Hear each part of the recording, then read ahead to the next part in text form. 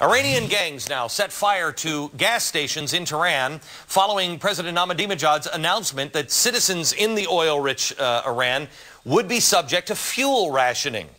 Now, I can see why that would be upsetting to Iranians, but wouldn't burning down gas stations only result in less gas? I'm just saying. Anyway, this development is both good news and bad news. The good news is that if the people of Iran get cranky enough, they might finally do something about their oppressive regime. However, the bad news is history has proven that evil empires run out of gas, and that's when they're the most dangerous. What makes this bad news even worse is Venezuelan dictator Hugo Chavez. He's on his summer vacation, crashing with some of his bad guy buddies like Russia's Vladimir Putin before stopping by Mahmoud's place. I hope he gets the T-shirt and slippers. The speculation is that while he's talking arms deals, he might also bail Iran out of their gas crisis with his little sit-go. No matter what Hugo's business is in Iran, I don't like these two spending too much time together. When they start plotting, I don't know, it's my sixth sense tells me I see dead people. Gal Luft from the Institute for the Analysis of Global Security. Gal, is Chavez going to bail Ahmadinejad out with Citgo, do you think? That's very possible. You know, a lot of people talk about Ahmadinejad as a Hitler in the making, and you know, every Hitler needs a Mussolini. So probably Hugo Chavez is the Mussolini. You know, he's a buffoon. He's aligned ideologically with Ahmadinejad, and the two guys are up for a lot of mischief. Now, what Chavez can give Ahmadinejad is refining capacity. Remember that Iran has a lot of oil and a lot of gas, but they don't have enough refining capacity. That's why they import almost 50% of their gasoline, and that's why we have all the trouble now with gasoline there. And what Hugo Chavez can do is provide him with the refining capability and ship gasoline into Iran if the situation there gets out of control. Well, you know, you said something else that was a little disturbing too. You know, the world perceives him as Hitler, Ahmadinejad, and you could say that Mussolini is Chavez. But really, Hitler was the power in Germany. It doesn't matter what Mahmoud Ahmadinejad. I mean, having Ahmadinejad in charge is actually a good thing in the West in only one way. We know exactly the face of evil. He has announced to the world what their real intentions are. The Ayatollah may, you know, brush him aside and put a moderate in, but nothing will really change, will it?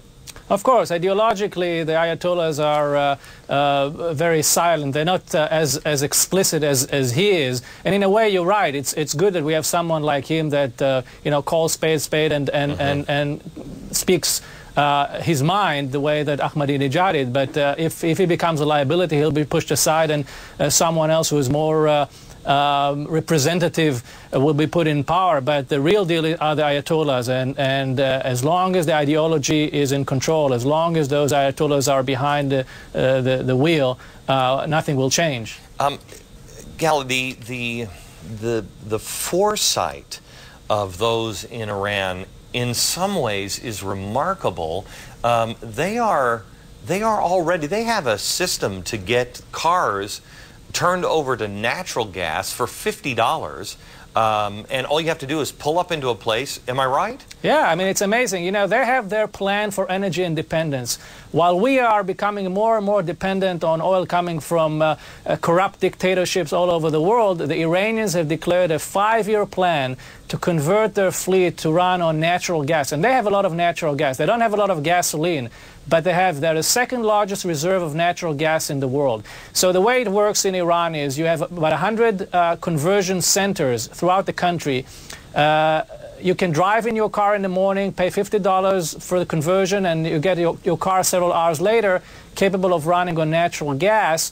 And it's amazing that, you know, when you put your mind into something, you're willing to put some money behind this, you can become energy independent. The world has an opportunity right now, but this window is closing rapidly with the riots that are going on right now. Where is India? Are we pressuring some of these countries like India to stop selling them gasoline?